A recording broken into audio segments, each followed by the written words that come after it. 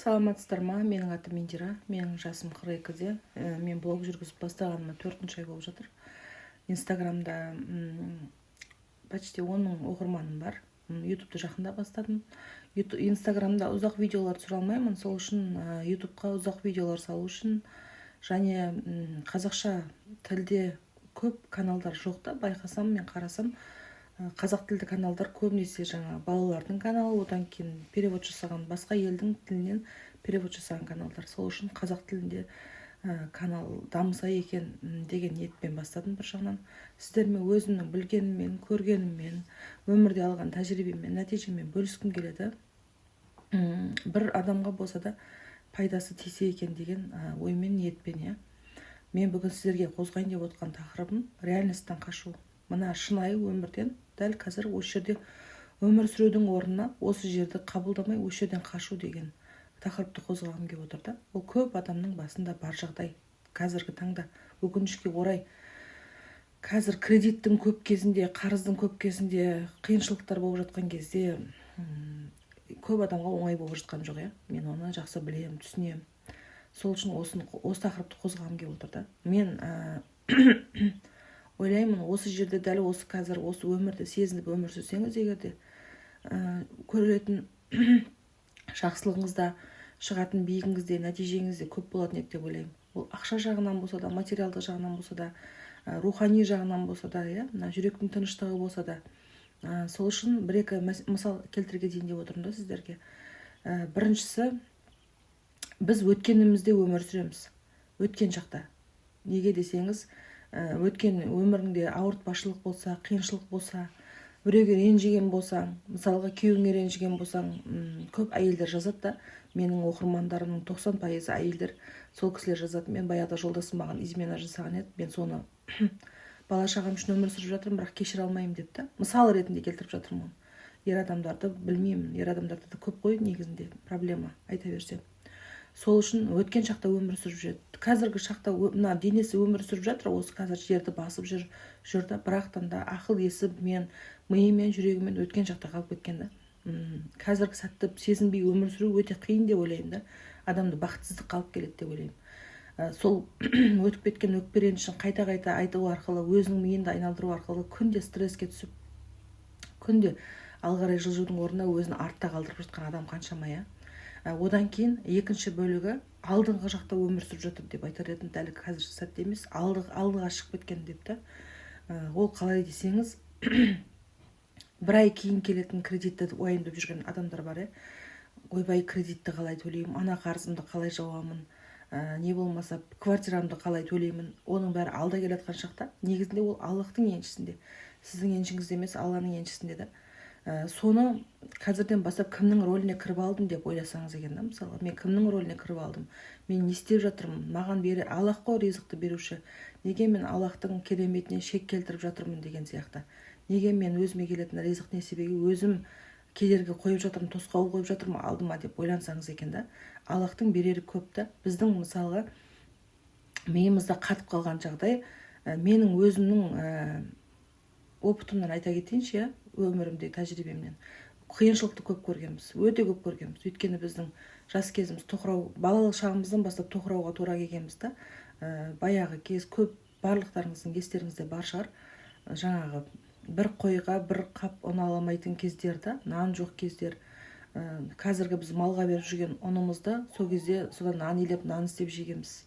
Мысалға вермишель, макарон деген нәрсе жоқ еді, сол қара ұннан қамыр жайып кеспе-кеспен талай рет өзім вермишель жасаған адаммын да, мысалға. Сондай қиыншылықты көргеннен кейін біздің миымызда қатып қалған сияқты көбісіміздің ақша оңай жолмен келмейді. Ақша тек қана қиыншылықпен келеді. Не болмаса бай адамдар, нашар адамдар, ақшасы бар адамдар, нашар адамдар, олар тек қана арамдық жолмен табады, жақсы жолмен таппайды, біреудің ақысына кіріп табады деген бізде миымызда сол кезден бастап осы ойлар қатып қалған сияқты да.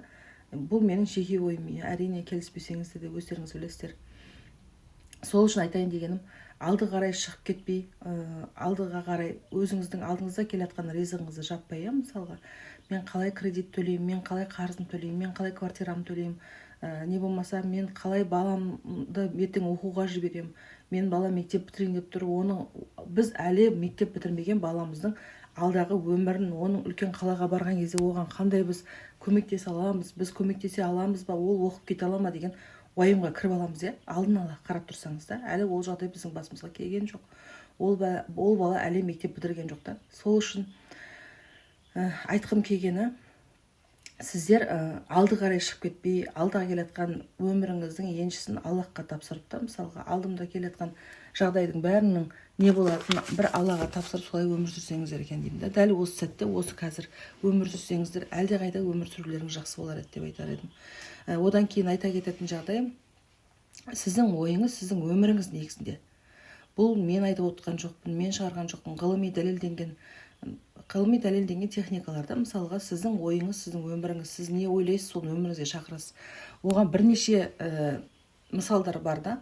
Мысалға сіз былай айттыңыз, көп адамның басында кездескен деп ойлаймын да. Сіз былай айтасыз, мен осындай болатын білдім, осындай қиыншылық болатын білдім. Мысалға баламызға айтамыз кейде, мен саған айттым, солай жасама деп, мені айттым, мен осындай болады деп, соң осындай болды. Мен осыдан қорыққан едім, негізінде осындай болатын білген едім деп айтамыз. И сол білген едім, қорыққан едім, ойлаған едім деген жағдайдың бәрі біздің өмірімізде орындалып жатады. Сіз байқаған күйде, мүмкін байқамаған күйде, бірақ болып орындалып жатады. Дәл сол сияқты өміріңізге жақсылықты шақырсаңыздар екен деп айтар едім. Өміріңізге жақсылықты шақыру арқылы сол жақсылықтың келетініне сену да. Мысалға өзіңіздің өміріңізге сіз бір бақылаушы ретінде емес та, бақылаушы ретінде қараймыз біз өмірімізге көп жағдайда, өкінішке орай. Таң атады, күн батады, просто сол өмірімізге сыртынан қарап отқан бір бақылаушы сияқтымыз да. Не болар екен, не істейді екен, болып тамақ іштім, ұйықтадым, таңертең тұрдым, жұмысқа бардым, не болар екен деп бақылаушы ретінде қараймыз. Содан кейін бір қызық жері, өмірімізді бір арендаға алған сияқты, уақытша өмір сүріп жатқан сияқты, бір күнмен өмір сүріп жатқан сияқты қараймыз.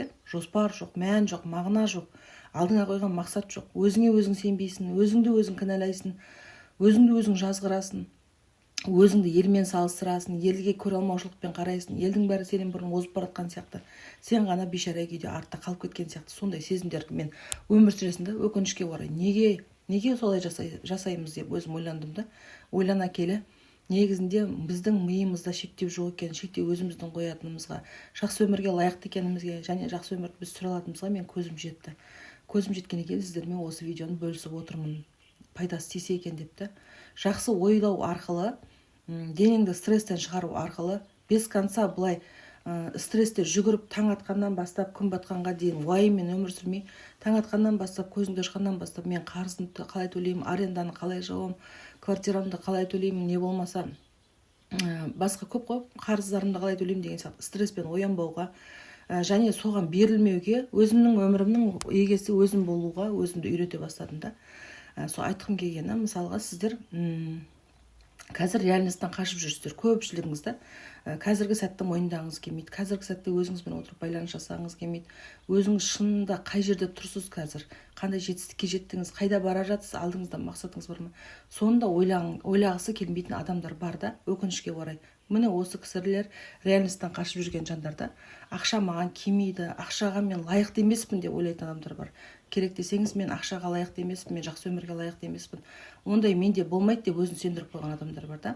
Ал осыны, жақсы өмірді өзіңізге қаласаңыз, жақсы өмірді өзіңізге сұрасаңыз, және сол күйге кіріп алсаңыз, сол өзіңіз қалаған адамның күйіне кіріп алсаңыз, сіз өзіңіз қандай адам болғыңыз келеді? Мысалы, бай адам болғыңыз келе ма, ақылды адам болғыңыз келе ма, сабырлы адам болғыңыз келе ма? Сол адамға айнала отыра, сол адам бола білсеңіз, егерде да, ойыңызша, соған өзіңіз сендірсеңіз, сол адамға айналасыз шынында да.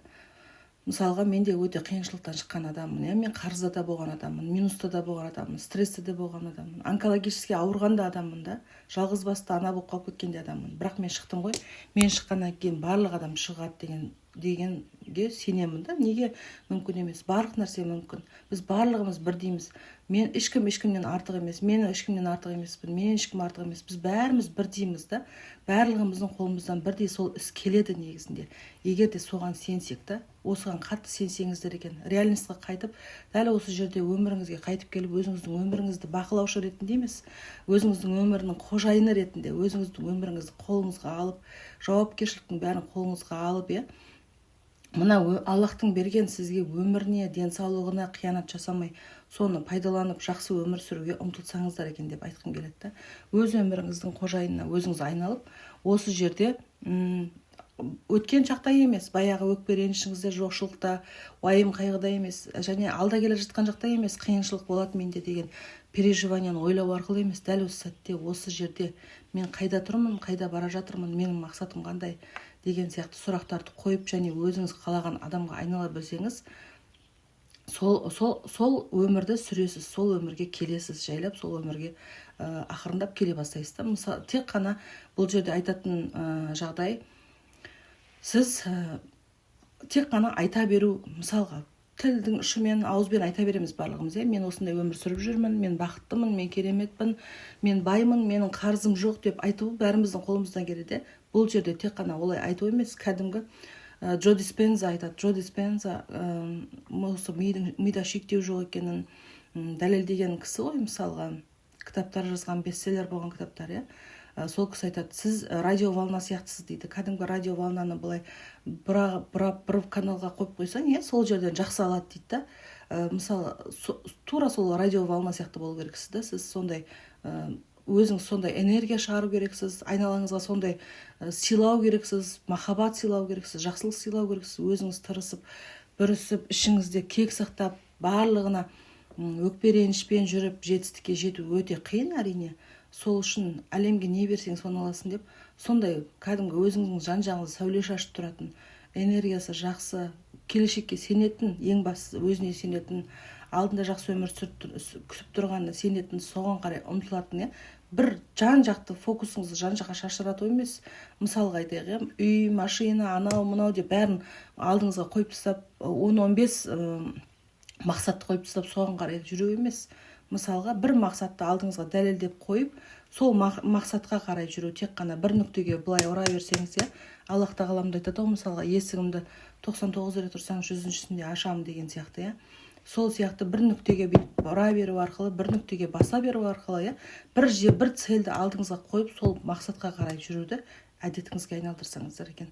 Мүмкін емес нәрсе жоқ, барлық нәрсе мүмкін. Шектеу тек қана сіздің өзіңізде екеніне, және миыңызды өзіңіз соған қатырып тастағаныңызға, миыңыздың жасайтын мүмкіндігі өте көп екеніне, тек оны өзіңіз ұйықтатып қойып, өзіңіз переживать етіп, бүкіл денеңізбен стресске кіріп кеткеніңізді өзіңізге өзіңіз мойындасаңыз екен. Осы жерге келіп, өзіңізге сұрақ қойсаңыз екен, мен осы өмірде не жасап жатырмын, қазір жасап жатқан жоқ болсаңыз, мысалы қарыздарыңыз болса, мен қолымнан не келетін еді, мен не істей алатын едім, не істесем мен жетістікке жете алатын едім деген сұрақтарды қою арқылы барлықтарыңыз жақсы өмірге шыға аласыздар.